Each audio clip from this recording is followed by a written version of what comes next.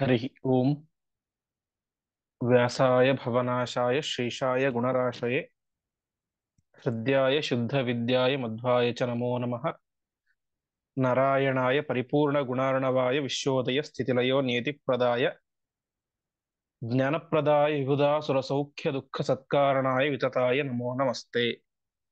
श्रीगुरुभ्यो नमः। हरिः ओम्। ಹಿಂದಿನ ಪಾಠದಲ್ಲಿ ನಾವು ನೋಡಿದಂತೆ ರಾಮದೇವರು ವಿಶೇಷವಾಗಿ ಆ ಹನುಮಂತನನ್ನ ಎಲ್ಲರ ಮುಂದೆ ಹೊಗಳ್ತಾ ಇದ್ದಾರೆ.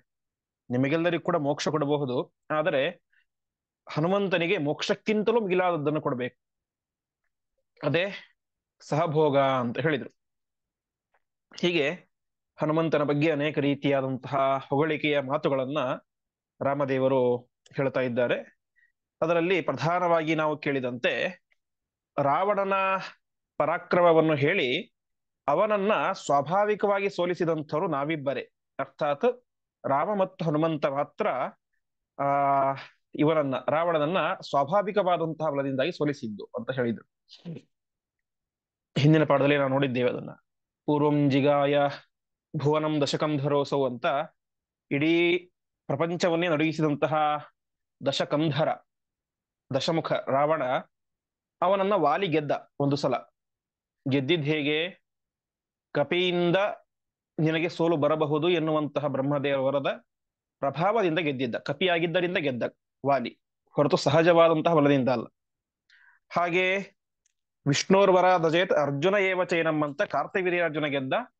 ಅಲ್ಲಿಯೂ ಕೂಡ ಮತ್ತೆ ವರದ ಬಲ, ದತ್ತಾತ್ರೇಯ ರೂಪಿಯಾದಂತಹ ಪರಮಾತ್ಮನ ವರದ ಬಲ. ಅದಾದ ಮೇಲೆ ನಾನು ಗೆದ್ದೆ. ನಾನು ಹೇಗೆ ಗೆದ್ದೆ? ನಾನು ಬಲಿಚಕ್ರವರ್ತಿಯ ಮನೆಯನ್ನು ದ್ವಾರಪಾಲಕನಾಗಿ ಕಾಯ್ತಾ ಇದ್ದಾಗ ನಾನು ಅವನನ್ನು ಗೆದ್ದೆ, ಅದು ಸಹಜವಾದಂತಹ ಬಲದಿಂದ. ಅದಾದ ಮೇಲೆ ಇನ್ನೊಮ್ಮೆ ನಾನು ಕಪಿಲ ರೂಪಿಯಾಗಿ ಅವತಾರ ಮಾಡಿದಾಗ ಅವಾಗ ನಾನೊಂದ್ಸಲ ಅವನನ್ನ ಗೆದ್ದೆ. ಏಕಮುಷ್ಟಿನ, ಒಂದೇ ಮುಷ್ಟಿಯಿಂದ ರಾವಣನನ್ನ ಸೋಲಿಸಿದೆ ಅಂತ ರಾಮದೇವರು ಹೇಳ್ತಾ ಇದ್ದಾರೆ. ಅದಾದ ಮೇಲೆ ತ್ರಿಕೋಟಿ ರೂಪ ಪವನಶ್ಚ ಮೇಸುತಃ, ನನ್ನ ಮಗನಾದಂತಹ ವಾಯುದೇವರು 3 ಕೋಟಿ ರೂಪ ಇರುವಂತಹ ಅವರು ಕೂಡ ಏಕಮುಷ್ಟಿನ ಅವನನ್ನ ನಿಗ್ರಹ ಮಾಡಿದರು. ಅದಾದ ಮೇಲೆ ರುದ್ರದೇವರು ಗೆದ್ರು. ರುದ್ರದೇವರು ಗೆದ್ದಿದ್ದು ಕೂಡ ಹೇಗೆ? ಶಿವೋ ವರಾನ್ಮೇ ಅಜಯದೇನಮೇವಂ ಅಂತ ಅವರು ಕೂಡ ನನ್ನ ವರದ ಬಲದಿಂದಾಗಿ ಗೆದ್ರು ಅಂತ. ಹೀಗೆ ಇತಿಹಾಸ ನೋಡಿದಾಗ ರಾವಣನನ್ನ ಗೆದ್ದಂಥವರು ಒಟ್ಟು 5 ಮಂದಿ. ಒಂದು ಪರಮಾತ್ಮ ಹನುಮಂತ ದೇವರು, ಪರಮಾತ್ಮ ಅಂದ್ರೆ ಮತ್ತೆ ಬಲಿಚಕ್ರ ವಾಮನ ರೂಪಿ ಪರಮಾತ್ಮನು ಸೇರ್ತಾನೆ, ಮತ್ತೆ ಕಪಿಲನು ಸೇರ್ತಾನೆ. ಹಾಗೆ ಹನುಮಂತ ದೇವರು ವಾಯುದೇವರು, ಆಮೇಲೆ ವಾಲಿ, ಕಾರ್ತವೀರ್ಯಾರ್ಜುನ, ರುದ್ರದೇವರು. ಈ 5 ಜನರಲ್ಲಿ 3 ಜನ ಗೆದ್ದಿದ್ದು ಹೇಗೆ? ವರದ ಬಲದಿಂದ, ಸ್ವಾಭಾವಿಕವಾದಂತಹ ಬಲದಿಂದ ಅಲ್ಲ. ಆದರೆ ಉಳಿದ 2 ಪರಮಾತ್ಮ ಮತ್ತು ವಾಯುದೇವರು ಗೆದ್ದಿದ್ದು ಸ್ವಾಭಾವಿಕವಾದಂತಹ ಬಲದಿಂದ ಅಂತ. ಇಷ್ಟು ವಿಚಾರವನ್ನು ನಾವು ಹಿಂದಿನ ಪಾಠದಲ್ಲಿ ಕೇಳಿದ್ವಿ. ಇಂದಿನಿಂದ 239ನೇ ಶ್ಲೋಕದಿಂದ ಪಾಠ ಪ್ರಾರಂಭ ಆಗುತ್ತೆ. ಅಥ ಸ್ವಭಾವಾತ್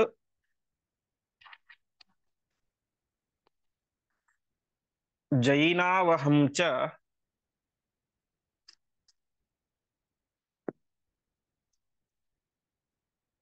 ವಾಯುಶ್ಚ ವಾಯುಃ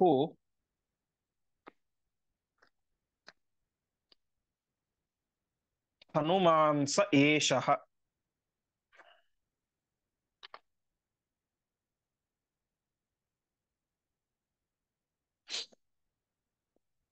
ಅಮುಷ್ಯ ಹೇತೋಸ್ತು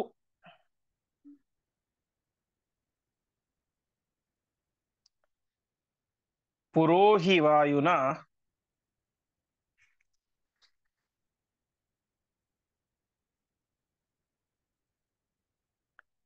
ಶಿವೇಂದ್ರ ಪೂರ್ವಾಹ ಅಪಿ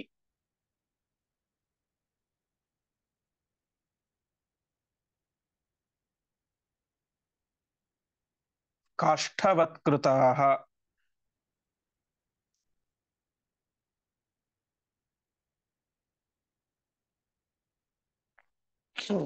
ಪದಚ್ಛೇದ. ಅತಃ ಸ್ವಭಾವಾತ್ ಜೈನೌ ಅಹಂ ಚ ವಾಯುಃ ಚ ವಾಯುಃ ಹನುಮಾನ್ ಸಹ ಏಷಃ. ಅಮುಷ್ಯ ಹೇತೋಃ ತು ಪುರಾ ಹಿ ವಾಯುನ ಶಿವೇಂದ್ರ ಪೂರ್ವಾಹ ಅಪಿ ಕಾಷ್ಠವತ್ ಕೃತಾಹ. ಇಷ್ಟು ಹೇಳಿ ಪರಮಾತ್ಮ ಹೇಳ್ತಾ ಇದ್ದಾನೆ, ಅತ ಸ್ವಭಾವ ಜೈನು, ನಮ್ಮ ಸ್ವಾಭಾವಿಕವಾದಂತಹ ಪರಾಕ್ರಮದಿಂದ ರಾವಣನನ್ನ ಗೆದ್ದಂಥವ್ರು ಯಾರು? ಅಹಂಚ ವಾಯುಶ್ಚ, ನಾನು ಮತ್ತು ವಾಯುದೇವರು ಮಾತ್ರ. ಮತ್ತೇನು? ವಾಯು ಹನುಮಾನ್ಸ ಏಷ, ಆ ವಾಯುವೇನೆ ಈ ಹನುಮಂತನಾಗಿದ್ದಾರೆ. ಇಬ್ಬರು ಬೇರೆ ಬೇರೆ ಅಲ್ಲ, ವಾಯು ಹನುಮಾನ್ಸ ಏಷಃ. ಹಾಗಾಗಿ ನಾವಿಬ್ಬರೇನೆ ಸ್ವಾಭಾವಿಕವಾಗಿ ಗೆದ್ದಂತಹ ಮಹಾಪರಾಕ್ರಮಶಾಲಿಗಳು. ಅಮುಷ್ಯ ಹೇತೋಸ್ತು ಪುರಾಹಿ ವಾಯುನ ಶಿವೇಂದ್ರ ಪೂರ್ವ ಅಪಿ ಕಾಷ್ಠವತ್ಕೃತಃ ಅಂತ. ಈ ಹನುಮಂತನ ಮಹತ್ವ ಎಷ್ಟು ಅಂತಂದ್ರೆ, ಹನುಮಂತನಿಗೋಸ್ಕರ ಹಿಂದೆ ವಾಯುದೇವರು ವಾಯುದೇವರು ಏನ್ ಮಾಡಿದ್ರು? ಅಮುಷ್ಯ ಹೇತೋ, ಈ ಹನುಮಂತನಿಗೋಸ್ಕರ ಶಿವೇಂದ್ರ ಪೂರ್ವ ಅಪಿ ಕಾಷ್ಠವತ್ಕೃತಃ, ರುದ್ರ ಇಂದ್ರ ಮೊದಲಾದಂತಹ ದೇವಾನು ದೇವತೆಗಳನ್ನು ಕೂಡ ಕಟ್ಟಿಗೆಯಂತೆ ಮಾಡಿಬಿಟ್ಟಿದ್ದ ಯಾರು? ವಾಯುದೇವರು ಅಂತ ಹೇಳ್ತಾ ಇದ್ದಾರೆ. ಇದಕ್ಕೆ ಏನು ಅಂತ ಆ ವಿಷ್ಣು ಧರ್ಮೋತ್ತರ ಪುರಾಣದಲ್ಲಿ ನಮಗೆ ಉಪಲಬ್ಧಿ ಆಗುತ್ತೆ. ತಂ ಪ್ರದುದ್ರಾವ ಭಕ್ಷಾರ್ಥಿ ಸಶಕ್ರಂ ಕುಂಜರೋತ್ತಮಂ ಪ್ರಾಹರತ್ ತ್ವರಯಾ ವಜ್ರಂ ತತಸ್ತಸ್ಯ ಸುರಾಧಿಪ ಅಂತ ನಾವು ಹನುಮಂತರ ಬಗ್ಗೆ ಕೇಳುವಂತಹ ಅತ್ಯಂತ ಪ್ರಸಿದ್ಧವಾದಂತಹ ಕತೆ. ಹನುಮಂತ ತಾನು ಚಿಕ್ಕ ಮಗುವಾಗಿದ್ದಾಗ ಇದನ್ನು ನೋಡ್ತಾನೆ, ಸೂರ್ಯನ ಒಂದು ಮಂಡಲವನ್ನು ನೋಡಿದಾಗ ಅದೊಂದು ಹಣ್ಣು ಅಂತ ಭಾವಿಸಿಕೊಂಡು ತಿನ್ಲಿಕ್ಕೆ ಅಂತ ಹೋಗ್ತಾನೆ. ಆವಾಗ ರಾಹು ತಾನು ಹೋಗಿ ಇಂದ್ರನ ಹತ್ತಿರ ದೂರು ಕೊಟ್ಟಾಗ ದೇವೇಂದ್ರ ತಾನು ವಜ್ರಾಯುಧವನ್ನ ಅವನ ಮೇಲೆ ಪ್ರಯೋಗ ಮಾಡ್ತಾನೆ. ಯಾರ ಮೇಲೆ? ಶಿಶುವಾದಂತಹ ಹನುಮಂತನ ಮೇಲೆ. ಆವಾಗ ಹನುಮಂತ ತಾನು ಮೂರ್ಛೆ ಬಿದ್ದಂತೆ ತೋರಿಸಿಕೊಳ್ತಾನೆ, ನಟನೆ ಮಾಡ್ತಾನೆ. ಆವಾಗ ವಾಯುದೇವರು ಬಂದು ನನ್ನ ಮಗನಾದಂತಹ ಹನುಮಂತನನ್ನೇ, ಅರ್ಥಾತ್ ನಾನು ಬೇರೆ ಅಲ್ಲ ಇವನು ಬೇರೆ ಅಲ್ಲ, ಇವನು ಸಾಕ್ಷಾತ್ ವಾಯುದೇವರೇ, ಇದರ ಅರಿವು ನಿಮಗಿಲ್ಲ ಎನ್ನುವಂತಹ ಉದ್ದೇಶದಿಂದಾಗಿ ತಾವೇನ್ ಮಾಡ್ತಾರೆ, ಇಡೀ ಪ್ರಪಂಚವನ್ನೇ ಒಂದು ಕ್ಷಣ ನಿಶ್ಚೇಷ್ಟರನ್ನಾಗಿ ಮಾಡ್ಬಿಡ್ತಾರೆ. ಅರ್ಥಾತ್ ಉಸಿರಾಟ ರಹಿತವನ್ನಾಗಿ ಮಾಡಿಬಿಡ್ತಾರೆ. ಆವಾಗ ಇಡೀ ಜಗತ್ತೇನಾಯ್ತು? ಜಗತ್ತು ಮಾತ್ರ ಅಲ್ಲ, ದೇವಾನ ದೇವತೆಗಳು ಕೂಡ ಕಾಷ್ಠವತ್ಕೃತ, ಕಟ್ಟಿಗೆಯಂತೆ ಆಗ್ಬಿಟ್ರು. ಕಟ್ಟಿಗೆ ಹೇಗಿರುತ್ತೆ? ಸುಮ್ಮನೆ ಉಸಿರಾಟ ಇಲ್ಲ, ಏನಿಲ್ಲ. ಹಾಗೆ ಬ್ರಹ್ಮ ಅಲ್ಲ, ಇಂದ್ರ ರುದ್ರಾದಿ ಸಕಲ ದೇವಾನು ದೇವತೆಗಳನ್ನು ಕೂಡ ಕಾಷ್ಠವತ್ಕೃತ, ಕಟ್ಟಿಗೆಯಂತೆ ನಿಶ್ಚೇಷ್ಟರನ್ನಾಗಿ ಮಾಡಿದಂಥವರು ವಾಯುದೇವರು. ಅಂತಹ ಮಹಾಪರಾಕ್ರಮಶಾಲಿ ಯಾರು? ಈ ಹನುಮಂತ ಅಂತ ಹೇಳ್ತಾ ಇದ್ದಾರೆ. ಒಟ್ಟಿನಲ್ಲಿ ಇಲ್ಲಿಯ ತನಕ ನೋಡಿದಂತಹ ಎಲ್ಲ ಶ್ಲೋಕಗಳ ತಾತ್ಪರ್ಯ ಏನು ಅಂತಂದ್ರೆ, ಹನುಮಂತ ದೇವರ ಪರಾಕ್ರಮ ಅದು ಸ್ವಾಭಾವಿಕವಾದಂತಹ ಪರಾಕ್ರಮ. ಯಾವುದೋ ವರ ತಪಸ್ಸು ಅದು ಇದು ಏನೂ ಇಲ್ಲ, ಸ್ವಾಭಾವಿಕವಾದಂತಹ ಪರಾಕ್ರಮ ಅದು ಹನುಮಂತ ದೇವರ ಪರಾಕ್ರಮ. ಆ ಸ್ವಾಭಾವಿಕವಾದಂತಹ ಪರಾಕ್ರಮದಿಂದಲೇನೆ ಅವರು ಹನುಮಂತನನ್ನ ಗೆದ್ದದ್ದು, ರಾವಣನನ್ನ ಗೆದ್ದದ್ದು ಅಂತ ಹನುಮಂತ ದೇವರ ಮಹತ್ವವನ್ನ ಎಲ್ಲ ಕಪಿಗಳಿಗೆ, ಎಲ್ಲ ರಾಜ ಮಹಾರಾಜರುಗಳಿಗೆ, ಅದೇ ರೀತಿಯಾಗಿ ಎಲ್ಲ ಅಯೋಧ್ಯೆಯ ಪ್ರಜೆಗಳಿಗೆ ಸಾರಿ ಸಾರಿ ರಾಮದೇವರು ಹೇಳ್ತಾ ಇದ್ದಾರೆ. ಮುಂದಿನ ಶ್ಲೋಕ. ಅಥೋ ಹನುಮಾನ್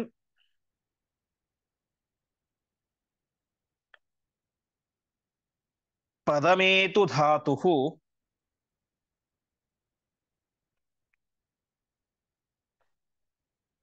ಮದಾಜ್ಞೆಯ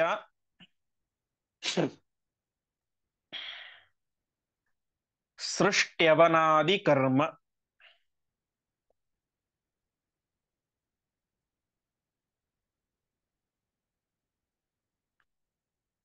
ಮೋಕ್ಷಂ ಚ ಲೋಕಸ್ಯ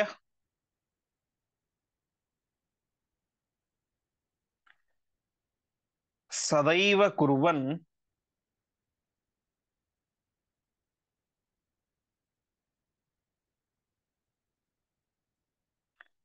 ಮುಕ್ತಶ್ಚ ಮುಕ್ತಾನ್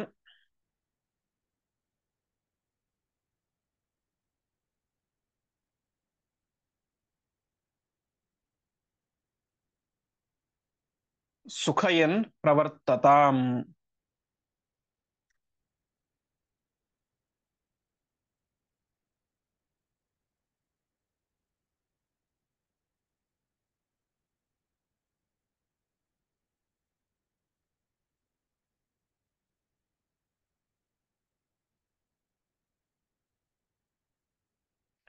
ತದಚ್ಛೇದ. ಅತಃ ಹನುಮಾನ್ ಪದಂ ಏತು ಧಾತು ಮದಾಜ್ಞೇಯ ಸೃಷ್ಟ್ಯವನಾದಿ ಕರ್ಮ ಮೋಕ್ಷಂ ಚ ಲೋಕಸ್ಯ ಸದಾ ಏವ ಕುರ್ವನ್ ಮುಕ್ತಃ ಚ ಮುಕ್ತಾನ್ ಸುಖಯನ್ ಪ್ರವರ್ತತಾಂ.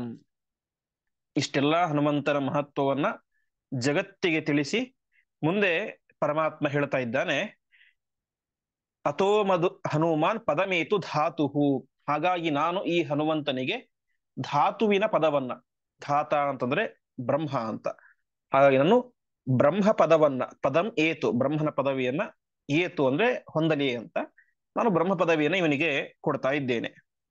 ಇದರಿಂದ ಏನ್ ಮಾಡ್ಲಿ ಆ ವ್ಯಕ್ತಿ, ಅರ್ಥ ಬ್ರಹ್ಮ ಪದವಿಗೆ ಬಂದ ಮೇಲೆ ಮದಾಜ್ಞೆಯ ನನ್ನ ಆಜ್ಞೆಯಿಂದ ಸೃಷ್ಟ್ಯವನಾದಿ ಕರ್ಮ, ಸೃಷ್ಟಿ ಅಂದ್ರೆ ಸೃಷ್ಟಿ ಮಾಡುವುದು, ಅವನ ಅಂದ್ರೆ ರಕ್ಷಣೆ ಮಾಡುವುದು, ಆದಿ ಇವೇ ಮೊದಲಾದಂತಹ ಎಲ್ಲ ಕರ್ಮಗಳನ್ನ ಜಗತ್ತಿಗೆ ಮಾಡ್ತಾ, ಅರ್ಥಾತ್ ಇಡೀ ಜಗತ್ತಿನ ಸೃಷ್ಟಿ ಸ್ಥಿತಿಗಳನ್ನು ನೋಡ್ಕೊಳ್ತಾ, ಅದೇ ರೀತಿಯಾಗಿ ಮೋಕ್ಷಂಚ ಲೋಕಸ್ಯ ಸದೈವ ಕುರುವನ್, ಜಗತ್ತಿಗೆ ಮೋಕ್ಷವನ್ನು ಕೊಡುತ್ತಾ ಅಂತ. ಅಂದ್ರೆ ವಿಷ್ಣುರಿಹಿ ದಾತ ಮೋಕ್ಷಸ್ಯ ವಾಯುಶ್ಚ ತದನುಜ್ಞೇಯ ಅಂತ ಪ್ರಧಾನವಾಗಿ ಮೋಕ್ಷವನ್ನು ಕೊಡುವಂಥವನು ಪರಮಾತ್ಮ. ಆ ಪರಮಾತ್ಮನ ಅಪ್ಪಣೆಯಿಂದ ವಾಯುದೇವರು ಕೂಡ ಮೋಕ್ಷವನ್ನು ಕೊಡುವಂತಹ ಸಾಮರ್ಥ್ಯವನ್ನ ಪಡೆದಿರುತ್ತಾರೆ. ಹಾಗಾಗಿ ಮೋಕ್ಷಂಚ ಲೋಕಸ್ಯ ಸದೈವ ಕುರುವನ್, ಮೋಕ್ಷವನ್ನು ಕರುಣಿಸುತ್ತಾ, ಮುಕ್ತಶ್ಚ ಮುಕ್ತಾನ್ ಸುಖಯನ್ ಪ್ರವರ್ತತಾಂ, ಮುಂದೆ ಮೋಕ್ಷಕ್ಕೆ ಹೋದ ಮೇಲೆ ಮುಕ್ತಾನ್ ಸುಖಯನ್ ಪ್ರವರ್ತತಾಂ, ಎಲ್ಲ ಮುಕ್ತರನ್ನು ಕೂಡ ವಿಶೇಷವಾಗಿ ಅವರಿಗೆ ಆನಂದವನ್ನು ಕೊಡುತ್ತಾ, ಪ್ರವರ್ತತಾಂ ತಾನು ನಿರಂತರವಾಗಿ ಈ ರೀತಿಯಾಗಿ ಎಲ್ಲ ಕಾರ್ಯಗಳನ್ನು ಕೂಡ ಮಾಡ್ತಾ ಇರ್ಲಿ ಅಂತ ಅವರಿಗೆ ಒಂದು ಅನುಗ್ರಹವನ್ನ ಮಾಡ್ತಾ ಇದ್ದಾನೆ. ಒಟ್ಟು ತಾತ್ಪರ್ಯ ಇಷ್ಟು, ಇಂತಹ ಹನುಮಂತನಿಗೆ ನಾನು ಮುಂದೆ ಚತುರ್ಮುಖ ಬ್ರಹ್ಮದೇವರ ಪದವಿಯನ್ನೇ ಕೊಡ್ತೇನೆ.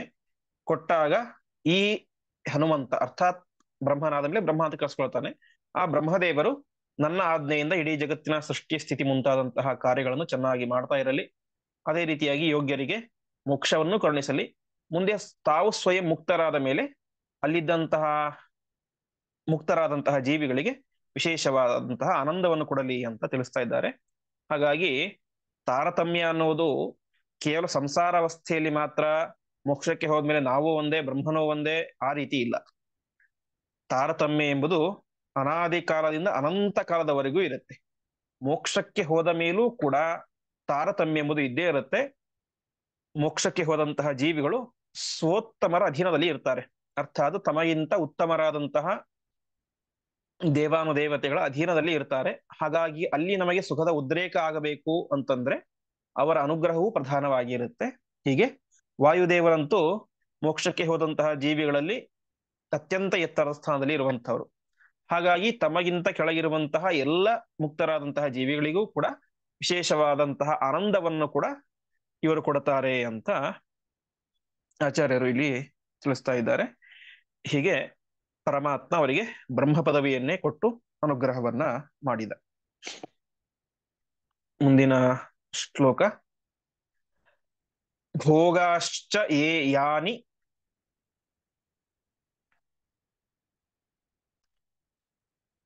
ಚ ಕರ್ಮಜಾತಾಃ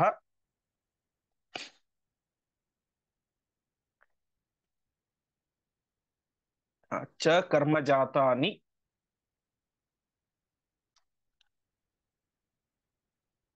ಅನಾದ್ಯನಂತಾನಿ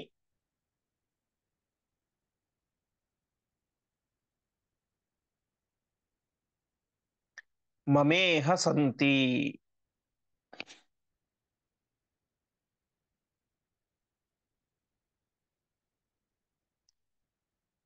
ಮದಾಜ್ಞೆಯ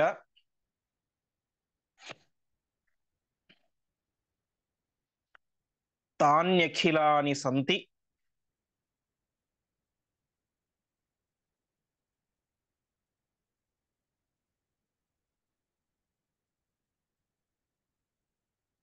ಧಾತು ಪದೇ ತತ್ ಸಹ ಭೋಗನಾಮ.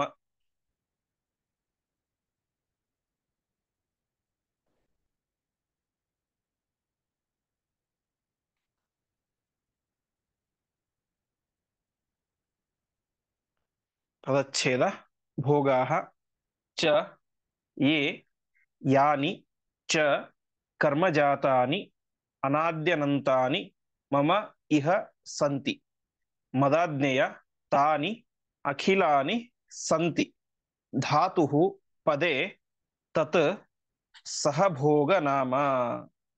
ಸರಿ, ಹಿಂದೆ ಹೇಳಿದ್ರು ಸಹಭೋಗವನ್ನೇ ನಾನು ಹನುಮಂತನಿಗೆ ಕರುಣಿಸ್ತೇನೆ ಅಂತ.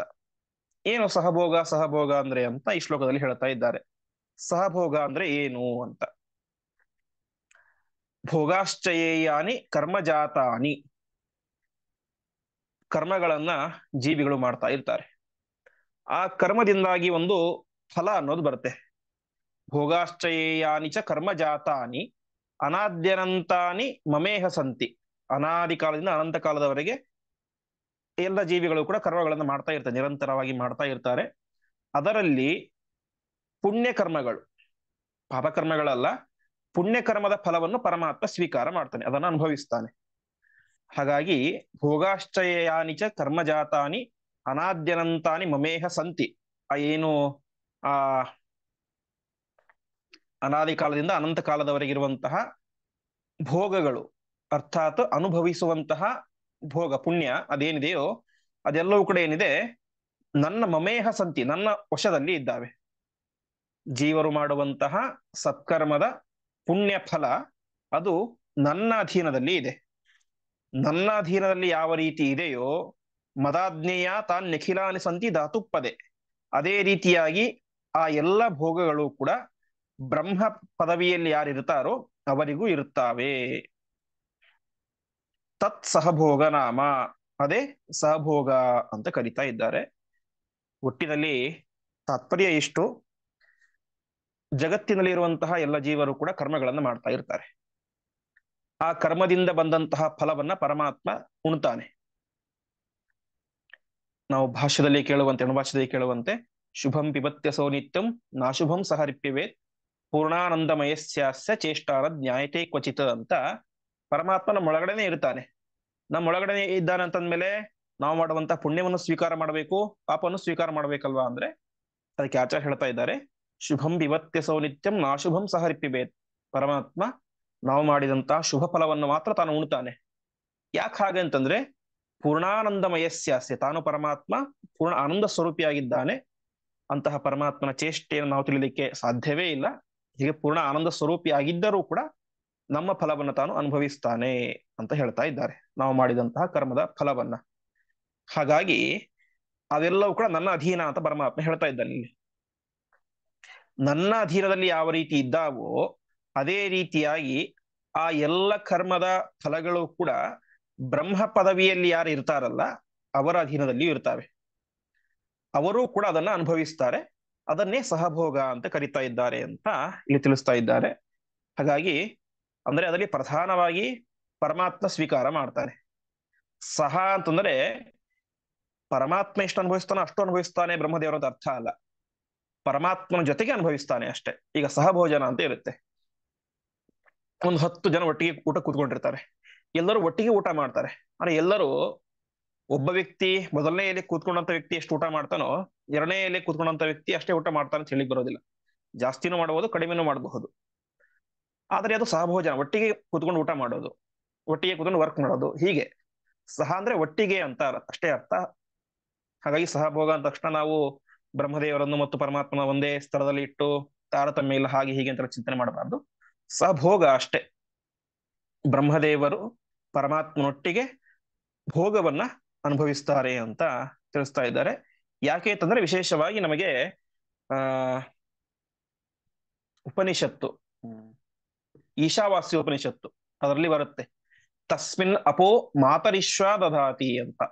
ನಾವು ಮಾಡಿದಂತಹ ಎಲ್ಲ ಸತ್ಕರ್ಮಗಳನ್ನು ಕೂಡ ವಾಯುದೇವರು ಏನ್ ಮಾಡ್ತಾರೆ ಅಂತೆ ಪರಮಾತ್ಮನಿಗೆ ಸಮರ್ಪಣೆ ಮಾಡ್ತಾರೆ. ಹಾಗಾಗಿ ನಾವು ಮಾಡಿದಂತಹ ಕರ್ಮಗಳ ಸಮರ್ಪಣೆಯನ್ನು ಮಾಡೋದು ಕೂಡ ಯಾರು? ಸಾಕ್ಷಾತ್ ವಾಯುದೇವರೇನೆ. ಹಾಗೆ ಅಲ್ಲಿ ಅದಕ್ಕೆ ಆ ಉಪನಿಷತ್ತಿಗೆ ಭಾಷ್ಯವನ್ನು ಬರಿಬೇಕಾದ್ರೆ ಆಚಾರ್ಯರು ಹೇಳ್ತಾರೆ, ಮಾರುತ್ತೇವ ಯತಚ್ಚೇಷ್ಟ ಸರ್ವಾಂತಾಂ ಹರಯರ್ಪಯೇತ್ ಅಂತ. ಸರಿ, ವಾಯುದೇವರು ಯಾಕೆ ಸಮರ್ಪಣೆ ಮಾಡಬೇಕು ಅಂತ? ಕರ್ಮವನ್ನು ಮಾಡಿದ್ದು ನಾವು, ನಮಗೆ ಪ್ರೇರಣೆ ಮಾಡಿದ್ಯಾರು? ಪರಮಾತ್ಮನ ಪ್ರೇರಣೆಯಂತೆ ನಾವು ನಮ್ಮ ನಮ್ಮ ಯೋಗ್ಯತಾನುಸಾರವಾಗಿ ಕರ್ಮಗಳನ್ನು ಮಾಡಿದ್ದೇವೆ.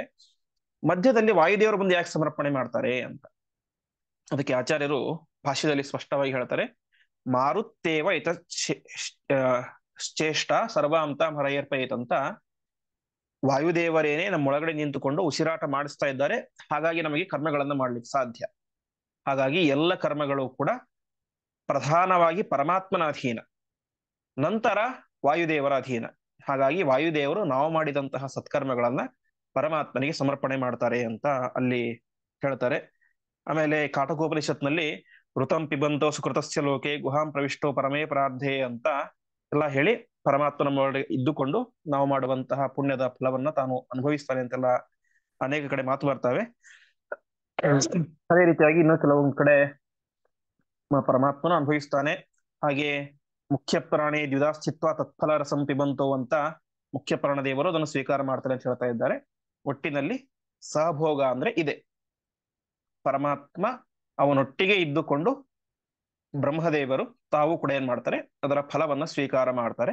ಇದೇ ಹನುಮಂತ ದೇವರಿಗೆ ಅರ್ಥಾತ್ ವಾಯುದೇವರಿಗೆ ಪರಮಾತ್ಮ ಕೊಟ್ಟಂತಹ ಅತಿ ದೊಡ್ಡ ವರ ಅಂತ ತಿಳಿಸ್ತಾ ಇದ್ದಾರೆ. ಮುಂದಿನ ಶ್ಲೋಕ. ಏತಾದೃಶಂ ಮೇ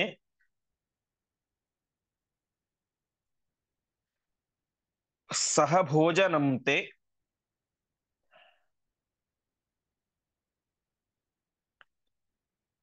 ಮಯಾ ಪ್ರದತ್ತಂ ಹನುಮನ್ ಸದೈವ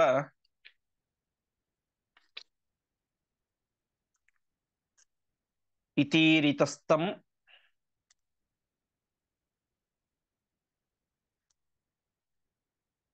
ಹನುಮಾನ್ ಪ್ರಣಮ್ಯ ಜಗಾದ ವಾಕ್ಯಂ ಸ್ಥಿರಭಕ್ತಿ ನಮ್ರಃ. ಪದಚ್ಛೇದ. ಏತಾದೃಶಂ ಮೇ ಸಹಭೋಜನಂ ತೇ ಮಯಾ ಪ್ರದತ್ತಂ ಹನುಮನ್ ಸದಾ ಏವ ಇತಿ ಏರಿತಃ ತಂ ಹನುಮಾನ್ ಪ್ರಣಮ್ಯ ಜಗಾದ ವಾಕ್ಯಂ ಸ್ಥಿರಭಕ್ತಿ ನಮ್ರಃ. ಈ ರೀತಿಯಾಗಿ ರಾಮದೇವರು ಹನುಮಂತನಿಗೆ ಹೇಳ್ತಾ ಇದ್ದಾರೆ, ಹನುಮಂತನೇ, ನಾನ್ ನಿನಗೆ ಈ ರೀತಿಯಾದಂತಹ ಸಹಭೋಗವನ್ನು ನಾನು ನಿನಗೆ ಕೊಡ್ತಾ ಇದ್ದೇನೆ ಎಂಬುದಾಗಿ ಹನುಮಂತ ದೇವರು ಈ ರೀತಿ ಹೇಳ್ತಾರೆ. ಈ ರೀತಿ ಹೇಳಿದಾಗ ಹನುಮಂತ ದೇವರು ಏನ್ ಮಾಡಿದ್ರು, ಸ್ಥಿರ ಭಕ್ತಿ ನಮ್ರಹ, ಅವರಲ್ಲಿರುವಂತಹ ಭಕ್ತಿ ಅದು ಚಂಚಲವಾದಂತಹ ಭಕ್ತಿ ಅಲ್ಲ, ಯಾವಾಗಲೂ ಗಟ್ಟಿಯಾಗಿರುವಂತಹ ಸ್ಥಿರವಾದಂತಹ ಭಕ್ತಿಯಿಂದಾಗಿ ಅವರು ತಾವೇನ್ ಮಾಡ್ತಾರೆ, ಅವರಿಗೆ ರಾಮದೇವರಿಗೆ ಸಾಷ್ಟಾಂಗ ನಮಸ್ಕಾರವನ್ನು ಮಾಡಿ ಈ ರೀತಿಯಾಗಿ ಹೇಳ್ತಾ ಇದ್ದಾರೆ ಅಂತ ಮುಂದೆ ತಿಳಿಸ್ತಾರೆ. ಒಟ್ಟಿನಲ್ಲಿ ರಾಮದೇವರು ಹನುಮಂತನಿಗೆ ಹೇಳಿದರು, ಹನುಮಂತ, ನಾನು ನಿನಗೆ ಈ ರೀತಿಯಾದಂತಹ ಅದ್ಭುತವಾದಂತಹ ಸಹಭೋಗವನ್ನು ಕೊಟ್ಟಿದ್ದೇನೆ ಅಂತ ಹೇಳಿದರು. ಆವಾಗ ಹನುಮಂತ ದೇವರು ತಮ್ಮ ಅಚಂಚಲವಾದಂತಹ ಭಕ್ತಿಯಿಂದಾಗಿ ರಾಮದೇವರಿಗೆ ಸಾಷ್ಟಾಂಗ ನಮಸ್ಕಾರವನ್ನು ಮಾಡಿ ಮುಂದೆ ಹೇಳುವಂತಹ ಮಾತನ್ನ ಹೇಳ್ತಾ ಇದ್ದಾರೆ. ಕೋನ್ವೀಶತೆ ಪಾದ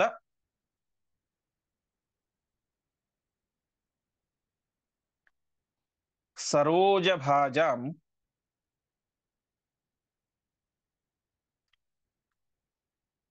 ಸುದುರ್ಲಭೋರ್ಥೇಷು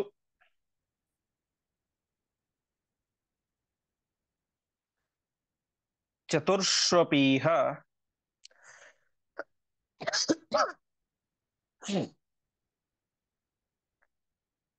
ತಥಾಪಿ ನಾಹಂ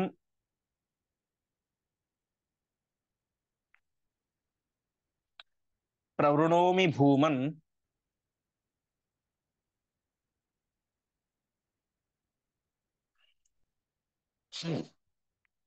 ಭವತ್ಪದಾಂಬೋಜ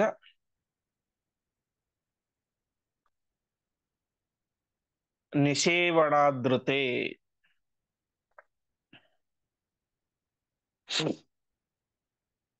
ಪದಚ್ಛೇದ.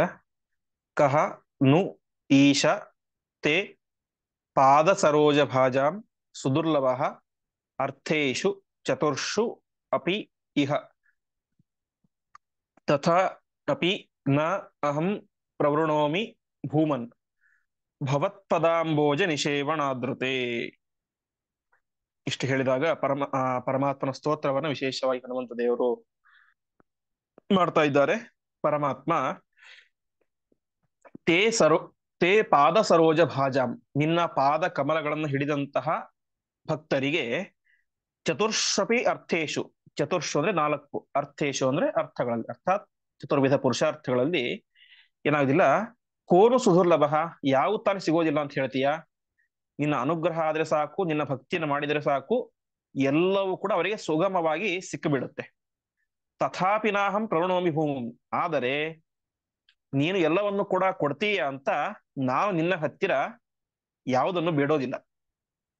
ಒಂದೇ ಒಂದನ್ನು ಬೇಡ್ತೇನೆ, ಏನನ್ನ? ಭವತ್ಪಾದಾಂಬೋಜ ನಿಷೇವಣಾದೃತೆ. ಭವತ್ಪಾದ, ನಿನ್ನ ಪಾದ, ಅಂಬೋಜ, ಅಂಬ ಅಂದ್ರೆ ನೀರು, ಅದರಲ್ಲಿ ಜ ಅಂದ್ರೆ ಹುಟ್ಟಿದ್ದು, ಕಮಲ, ನಿನ್ನ ಪಾದ ಕಮಲಗಳ ಸೇವನೆ, ಈ ವಿಚಾರ ಒಂದನ್ನು ಬಿಟ್ಟು ಬೇರೆ ಯಾವುದನ್ನೂ ಕೂಡ ಅಹಂ ನ ಪ್ರವೃಣೋಮಿ, ನಾನು ಅದನ್ನ ಬೇಡೋದಿಲ್ಲ ಅಂತ ಹೇಳ್ತಾ ಇದ್ದಾರೆ. ಒಟ್ಟಿನ ತಾತ್ಪರ್ಯ ಎಷ್ಟು? ನಿನ್ನ ಅನುಗ್ರಹವಾದರೆ ಯಾವುದು ಬೇಕಾದರೂ ಸಿಗುತ್ತೆ. ಅದು ಧರ್ಮ ಆಗಲಿ, ಅರ್ಥ ಆಗಲಿ, ಕಾಮ ಆಗಲಿ, ಮೋಕ್ಷ ಆಗಲಿ, ಎಲ್ಲವೂ ಸಿಗುತ್ತೆ. ಆದರೆ ನಾನು ಮಾತ್ರ ನಿನ್ನಲ್ಲಿ ನಿರಂತರವಾದಂತಹ, ನಿನ್ನ ಪಾದ ಕಮಲಗಳಲ್ಲಿ ನಿರಂತರವಾದಂತಹ ಭಕ್ತಿಯನ್ನು ಮಾತ್ರ ಬೇಡ್ತೇನೆ ಹೊರತು ಬೇರೆ ಯಾವುದನ್ನು ಕೂಡ ನಾನು ಅಪೇಕ್ಷೆ ಪಡುವುದಿಲ್ಲ, ನಿನ್ನ ಹತ್ತಿರ ನ ಪ್ರವೃಣೋಮಿ, ಬೇಡುವುದಿಲ್ಲ ಅಂತ ಹೇಳ್ತಾ ಇದ್ದಾರೆ. ಮುಂದೆ ತ್ವಮೇವ ಸಾಕ್ಷಾತ್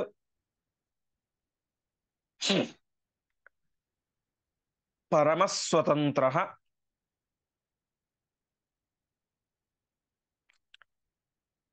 ತ್ವಮೇವ ಸಾಕ್ಷಾತ್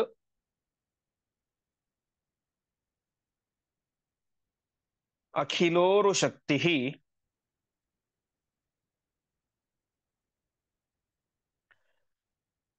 ತ್ವಮೇವ ಚಾಗಣ್ಯ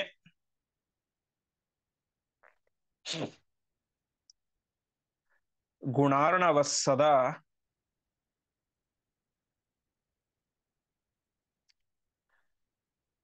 ರಮಾ ವಿರಿಂಚಾದಿಭಿಃ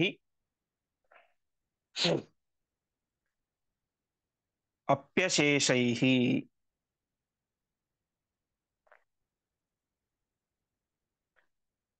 ಸಮೇತ್ಯ ಸರ್ವೇಪಿ ಸದಾ ವದಂತಃ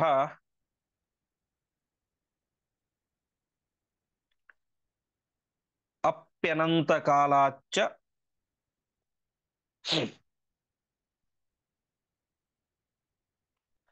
ನ ವೈ ಸಮಾಪ್ನುಯುಃ.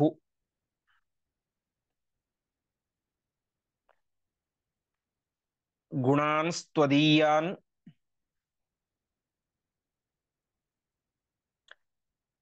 ಪರಿಪೂರ್ಣ ಸೌಖ್ಯ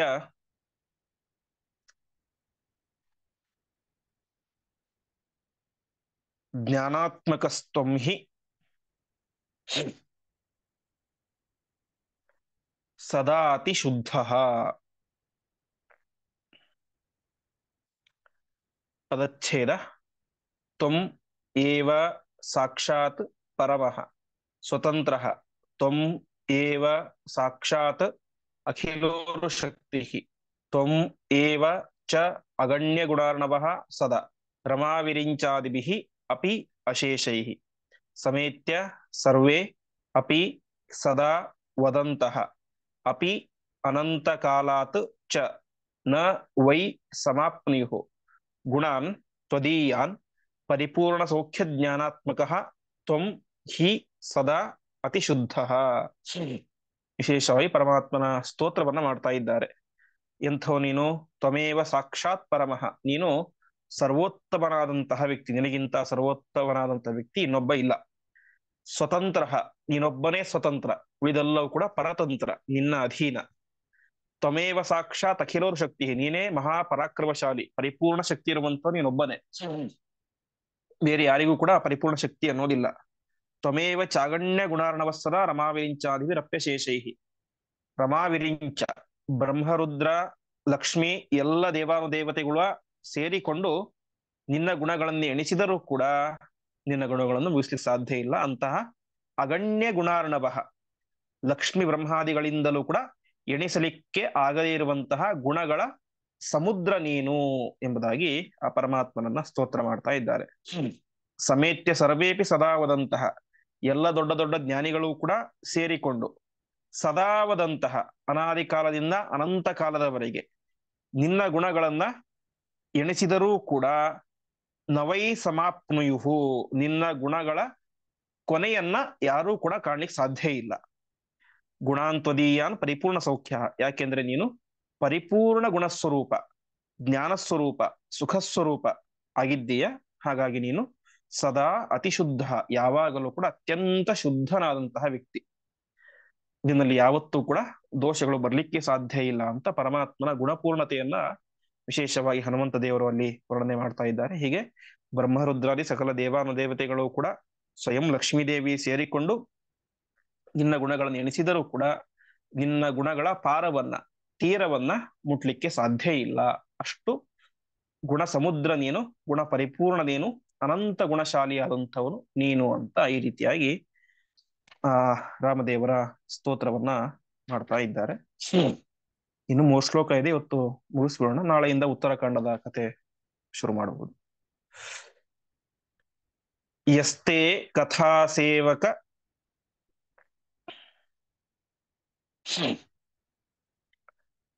ಏವ ಸರ್ವದಾ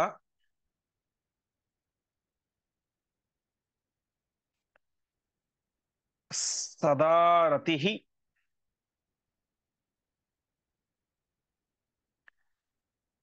ತ್ವಯ್ಯಚಲೈಕ ಭಕ್ತಿಃ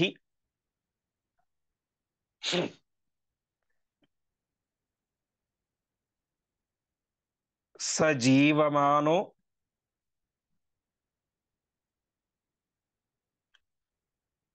ನ ಪರಃ ಕಥಂಚಿತ್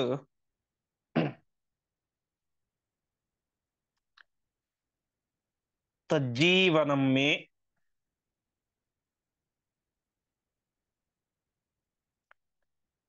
ಅಸ್ತ್ವಧಿಕಂ ಸಮಸ್ತಾತ್.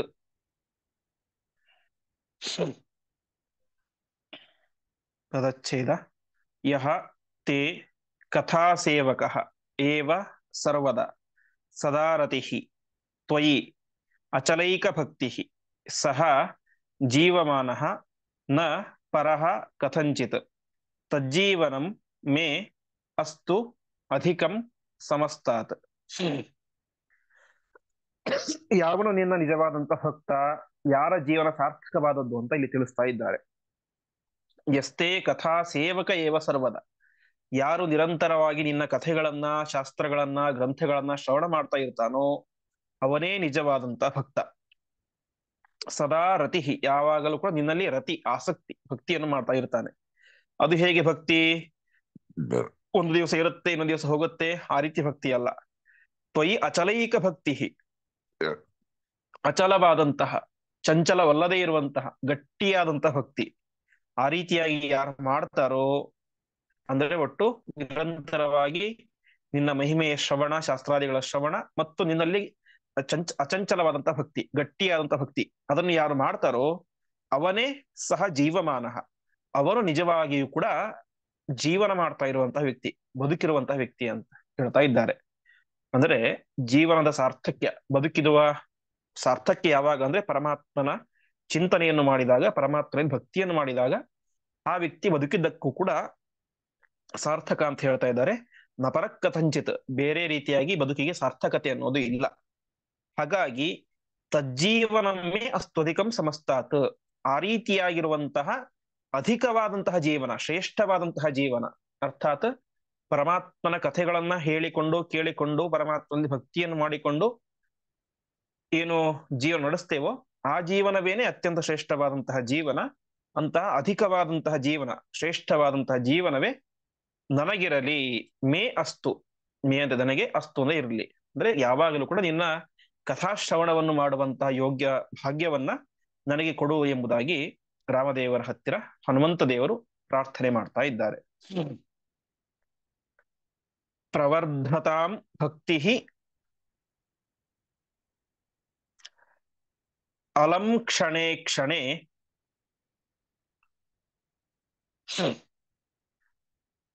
त्वयीश मे ह्रास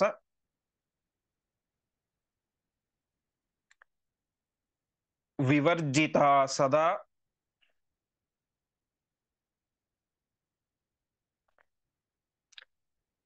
अनुग्रहस्ते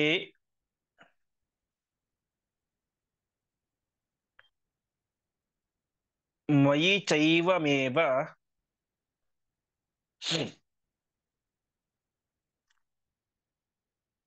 निरूपधौ तौ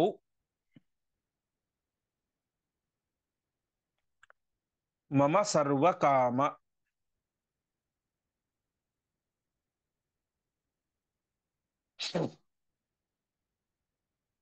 पदच्छेद प्रवर्धतां भक्तिः अलम क्षणे क्षणे त्वयि ईश मे ह्रास विवर्जिता सदा अनुग्रह अनुग्रह ते मयि च एवं एव निरूपधौ तौ मम ಸರ್ವಕಾಮಃ.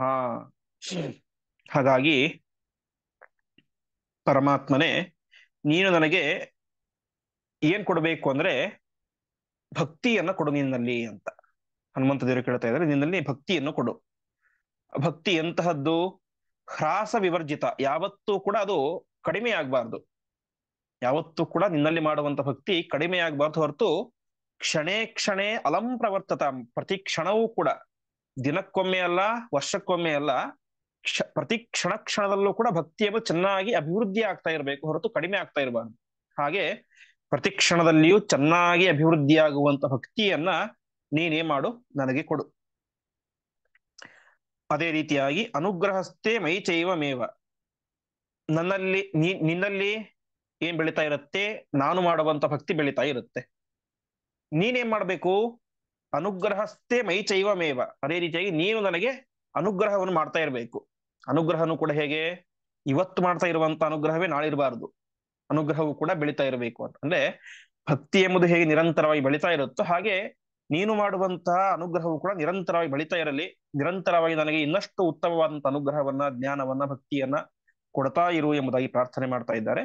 ನಿರೂಪಧೌತೌ ಮಮ ಸರ್ವಕಾಮಃ ಅಂತ ಹೀಗೆ ನಿರುಪಾಧಿಕವಾದಂತಹ, ಅರ್ಥಾತ್ ಯಾವುದೇ ರೀತಿಯಾದಂತಹ ದುಷ್ಟ ಕಾಮನೆಗಳು ಇಲ್ಲದೆ ಇರುವಂತಹ ಈ ಎರಡೂ ಕೂಡ ಇವೇ ನನಗೆ ಏನಾಗಿದ್ದಾವೆ? ಮಮ ಸರ್ವಕಾಮಃ, ಸಕಲ ವಿಧವಾದಂತಹ ಪುರುಷಾರ್ಥಗಳಂದ್ರೆ ಇವೆರಡೆ. ಯಾವ ಮೋಕ್ಷ ಅದು ಇದು ಬೇರೆ ಯಾವುದು ಬೇಡ, ಎರಡೇ ಬೇಕು ನನಗೆ. ಒಂದು, ನಿನ್ನಲ್ಲಿ ಭಕ್ತಿ ನಿರಂತರವಾಗಿ ಅಭಿವೃದ್ಧಿ ಆಗ್ತಾ ಇರಬೇಕು. ಇನ್ನೊಂದು, ನೀನು ನನ್ನಲ್ಲಿ ನಿರಂತರವಾಗಿ ಹೆಚ್ಚು ಹೆಚ್ಚು ಅನುಗ್ರಹವನ್ನು ಮಾಡ್ತಾ ಇರಬೇಕು. ಇವೆರಡನ್ನೇ ನಾನು ಬಯಸೋದು. ಇದೆ ನನಗೆ ಎಲ್ಲ ರೀತಿಯಾದಂತಹ ಪುರುಷಾರ್ಥ. ಉಳಿದ ಯಾವುದೇ ರೀತಿಯಾದಂತಹ ಕಾಮನೆಗಳು ಕೂಡ ನನಗೆ ಇಲ್ಲ ಎಂಬುದಾಗಿ ತಿಳಿಸ್ತಾ ಇದ್ದಾರೆ.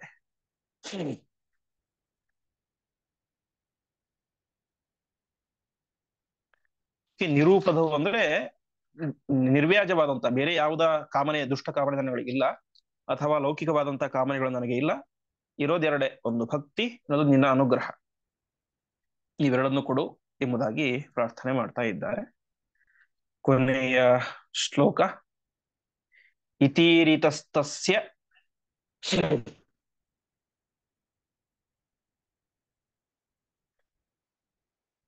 ದದೌ ಸ ತದ್ವಯಂ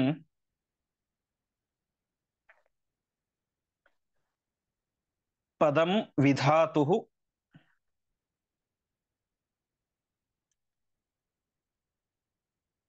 ಸಕಲೈಶ್ಚ ಶೋಭನಂ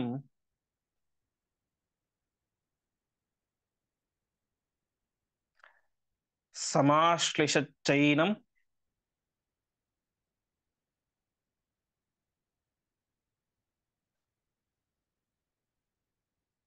ಅಥಾರ್ದ್ರಯಾದಿಯ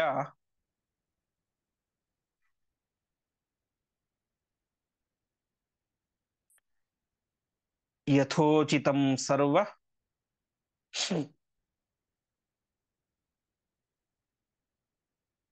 ಜನಾನ್ ಅಪೂಜಯತ್.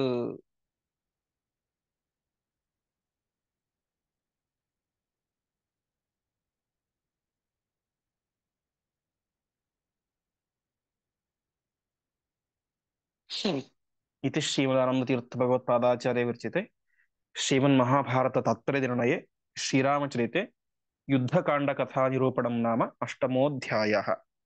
पदच्छेद इति ईरितः तस्य ददौ सह तद्वयं पदं विधातुः सकलैः च शोभनं समाष्टिशत् ಏನಂ ಅಥ ಆರ್ದ್ರಯ ಧಿಯ ಯಥೋಚಿತಂ ಸರ್ವಜನಾನ್ ಅಪೂಜಯತ್. ಈ ರೀತಿಯಾಗಿ ಹನುಮಂತ ದೇವರು ಪ್ರಾರ್ಥನೆ ಮಾಡಿದಾಗ, ಈ ರೀತಿಯಾಗಿ ಕೇಳಿಕೊಂಡಾಗ ರಾಮದೇವರು ಏನ್ ಮಾಡಿದ್ರು, ತದ್ವಯಂ ದದೌ, ಆ ಎರಡನ್ನು ಅವರಿಗೆ ಕೊಟ್ಟರು. ಒಂದು ನಿರಂತರವಾಗಿ ಬೆಳೆಯುವಂತ ಭಕ್ತಿ, ಇನ್ನೊಂದು ವಿಶಿಷ್ಟವಾದಂತ ಅನುಗ್ರಹ, ಎರಡನ್ನು ಕೂಡ ಕೊಟ್ಟರು. ಅದರ ಜೊತೆಗೆ ಪದಂ ವಿಧಾತುಹು, ಬ್ರಹ್ಮ ಪದವಿಯನ್ನು ಕೂಡ ಅವರಿಗೆ ಅನುಗ್ರಹವನ್ನು ಮಾಡಿದರು. ಸಕಲೈಶ್ಚ ಶೋಭನಂ, ಹಿಂದೆ ಹೇಳಿದಂತೆ ಎಲ್ಲ ಜೀವರ ಪುಣ್ಯದ ಒಂದು ಫಲವನ್ನ ಕೊಟ್ಟರು, ಅರ್ಥಾತ್ ಸಾಭೋಗ ಅದನ್ನು ನೀಡಿದರು. ಅಷ್ಟಾದ ಮೇಲೆ ಅಥ ಆರ್ದ್ರಯಾಧಿಯ, ಪ್ರೀತಿಯಿಂದ ಒದ್ದೆಯಾದಂತಹ ಮನಸ್ಸಿನಿಂದ, ಅರ್ಥಾತ್ ಅವರ ಮೇಲಿನ ವಿಶಿಷ್ಟವಾದ ಭಕ್ತಿ, ಪ್ರೇಮ, ಭಕ್ತಿ ಅಲ್ಲ ಪ್ರೇಮ, ರಾಮದೇವರಿಗೆ ಹನುಮಂತ ದೇವರ ಮೇಲೆ ಇರುವಂತಹ ವಿಶಿಷ್ಟವಾದಂತಹ ಪ್ರೀತಿಯಿಂದ, ಆನಂದದಿಂದ ಏನ್ ಮಾಡಿದ್ರು, ಅವರನ್ನ ಸಮಾಶ್ಲಿಷತ್, ಪ್ರೀತಿಯಿಂದ ಆಲಿಂಗನ ಮಾಡಿಕೊಂಡ್ರು ಅಂತೆ. ಈ ಸ್ನೇಹದಿಂದ ಅವರನ್ನ ಆಲಿಂಗನ ಮಾಡಿಕೊಂಡ ಮೇಲೆ ಯಥೋಚಿತಂ ಸರ್ವಜನಾನ್ ಅಪೂಜಯಿತ್. ಇಲ್ಲಿಗೆ ಹನುಮಂತರ ಕಥೆ ಆಯಿತು. ಬೇರೆಯವರೆಲ್ಲ ಇದ್ರು, ಜಾಂಬವಂತ ಇದ್ದ, ಅಂಗದ ಇದ್ದ, ನೀಲ ಇದ್ದ, ಸುಷೇಣ ಇದ್ದ, ಮುಂತಾದಂತ ಅನೇಕ ಸತಿವೀರರೆಲ್ಲ ಇದ್ರು. ಅವರು ಕೂಡ ರಾಮದೇವರ ವಿಶೇಷವಾದ ಸೇವೆಯನ್ನು ಮಾಡಿದ್ರು. ಅವರೆಲ್ಲರಿಗೂ ಕೂಡ ಅವರವರಿಗೆ ಯೋಗ್ಯವಾದಂತಹ ಒಂದು ಸತ್ಕಾರವನ್ನ ಮಾಡಿ ಅವರನ್ನು ಕೂಡ ವಿಶೇಷ ಖುಷಿಪಡಿಸಿದ ರಾಮದೇವರು ಅಂತ ತಿಳಿಸ್ತಾ ಇದ್ದಾರೆ. ಹೀಗೆ ಒಟ್ಟು 248 ಶ್ಲೋಕಗಳು, ಅತ್ಯಂತ ವಿಸ್ತಾರವಾಗಿ ಯುದ್ಧಕಾಂಡದ ವರ್ಣನೆಯನ್ನು ಆಚಾರ್ಯರು ಮಾಡಿದ್ದಾರೆ. ವಾಸ್ತವಿಕವಾಗಿ ನೋಡಿದರೆ ವಾಲ್ಮೀಕಿ ರಾಮಾಯಣವನ್ನು ನೋಡಿದರೆ ಇದು ಅತ್ಯಂತ ಸಂಕ್ಷಿಪ್ತವಾದಂತಹ ವರ್ಣನೆ. ಆದ್ರೆ ಇದನ್ನೇ ನಾವು ಇಷ್ಟು ದಿವಸ, ಸುಮಾರು 30-35 ದಿವಸಗಳ ಕಾಲ ಚಿಂತನೆ ಮಾಡಿದ್ವಿ. ಒಂದು ಹಂತಕ್ಕೆ ವಿಸ್ತಾರವಾದಂತಹ ವರ್ಣನೆಯೇನೆ ಅಷ್ಟು ಚೆನ್ನಾಗಿ ಪ್ರತಿಯೊಂದು ಯುದ್ಧದ ಒಂದು ವರ್ಣನೆಯನ್ನ ಪ್ರಧಾನವಾಗಿ ಎಲ್ಲಿ ಪ್ರಮೇಯ ಭಾಗಗಳಿಗೆ ಒತ್ತು ಕೊಡಬೇಕು ಅಲ್ಲಲ್ಲಿ ಪ್ರಮೇಯ ಭಾಗಗಳಿಗೂ ಒತ್ತನ್ನು ಕೊಟ್ಟು, ಯಾರು ಯಾರ ಅವತಾರ, ಯಾರು ಯಾವಾಗ ಮೂರ್ಛೆ ಹೋದರು, ಆವಾಗ ಹನುಮಂತ ದೇವರು ಯಾವ ರೀತಿ ಸೇವೆ ಮಾಡಿದರು. ಆ ಜಾಂಬವಂತ ಕೇಳ್ತಾನೆ, ಹನುಮಂತ ಬದುಕಿದ್ದಾನ ಅಂತ. ಹನುಮಂತ ಬದುಕಿದರೆ ನಾವೆಲ್ಲರೂ ಬದುಕಿದಂತೆ, ಹನುಮಂತ ಸತ್ತರೆ ನಾವೆಲ್ಲರೂ ಸತ್ತಂತೆ ಅಂತ ಅಲ್ಲಲ್ಲಿ ವಾಯುದೇವರ ಜೀವೋತ್ತಮತ್ವವನ್ನ, ಅದೇ ರೀತಿಯಾಗಿ ರಾಮದೇವರ ಸರ್ವೋತ್ತಮತ್ವವನ್ನ ಯುದ್ಧಕಾಂಡದಲ್ಲಿಯೂ ಕೂಡ ನಮಗೆ ಆಚಾರ್ಯರು ಚೆನ್ನಾಗಿ ಸಂಗ್ರಹ ಮಾಡಿ ಕೊಟ್ಟಿದ್ದಾರೆ. ಹೀಗೆ ಇಲ್ಲಿಗೆ ಯುದ್ಧಕಾಂಡ ಅದರ ಕಥೆಯನ್ನು ನಿರೂಪಣೆ ಮಾಡುವಂತಹ 8ನೇ ಅಧ್ಯಾಯ ಎಂಬುದು ಮುಗಿಯುತ್ತೆ. ನಾಳೆ ಅಕ್ಷಯ ತೃತೀಯದ ದಿವಸ ಪರ್ವದ ಕಾಲದಲ್ಲಿ ಉತ್ತರಕಾಂಡ, ರಾಮದೇವರ ಮುಂದಿನ ರಾಜ್ಯಭಾರ ಹೇಗಿತ್ತು, ಅದೇ ರೀತಿಯಾಗಿ ಮುಂದೆ ಸೀತಾ ಪರಿತ್ಯಾಗದಂತಹ ಒಂದು ಪ್ರಧಾನವಾದ ಘಟ್ಟ ಬರುತ್ತೆ. ಅದಾದ ಮೇಲೆ ರಾಮದೇವರು ತಾವು ಎಲ್ಲ ಪ್ರಾಣಿಗಳನ್ನ, ಕ್ರಿಮಿಕೀಟಗಳನ್ನ ಕರೆದುಕೊಂಡು ಮೋಕ್ಷಕ್ಕೆ ಹೋಗುವಂತ ಪ್ರಸಂಗ, ಅದೆಲ್ಲವೂ ಕೂಡ ಮುಂದೆ 9ನೇ ಅಧ್ಯಾಯದಲ್ಲಿ ರಾಮದೇವರ ಉತ್ತರಕಾಂಡ ಕಥಾ ನಿರೂಪಣೆ ಎನ್ನುವಂತ ಭಾಗದಲ್ಲಿ ಬರುತ್ತೆ. ಒಟ್ಟಿನಲ್ಲಿ 9ನೇ ಅಧ್ಯಾಯಕ್ಕೆ ರಾಮಾಯಣದ ಚಿತ್ರಣ ಮುಗಿಯುತ್ತೆ. ಅದಾದ ಮೇಲೆ ಮುಂದೆ 10ನೇ ಅಧ್ಯಾಯದಿಂದಾಗಿ ಮತ್ತೆ ಮಹಾಭಾರತ ಚಿಂತನೆ ಎಲ್ಲ ಪ್ರಾರಂಭ ಆಗುತ್ತೆ. ಹೀಗೆ ನಾಳೆಯಿಂದ ಆ 9ನೇ ಅಧ್ಯಾಯದ ಚಿಂತನೆಯನ್ನು ಮಾಡೋಣ ಎಂಬುದಾಗಿ ಹೇಳ್ತಾ 8ನೇ ಅಧ್ಯಾಯದ ಚಿಂತನೆಯನ್ನ ಪರಮಾತ್ಮನಿಗೆ ನಾವೆಲ್ಲರೂ ಸಮರ್ಪಣೆ ಮಾಡೋಣ.